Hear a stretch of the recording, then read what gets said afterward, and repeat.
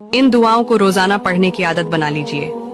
Number 1, जो शख्स हर फर्ज नमाज के बाद आयतुल कुर्सी पढ़ता है तो अल्लाह ताला उसके और जन्नत के बीच में सिर्फ मौत का फासला रखता है।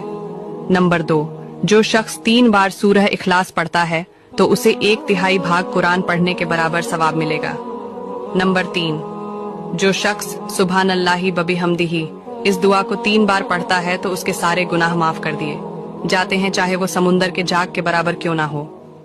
नंबर 4, जो शख्स हर फर्ज और मगरिब की नमाज के बाद 7 बार अल्लाहुम्मा अजिरनी मिनन्नार पढ़ेगा तो उसे जहन्नुम की आग से बचा लिया जाता है। नंबर 5, जो शख्स 3 बार पढ़ता है अल्लाहुम्मा इन्नी असलुकल जन्नह तो जन्नत खुद कहती है कि या अल्लाह इस शख्स को जन्नत में दाखिल कर दे।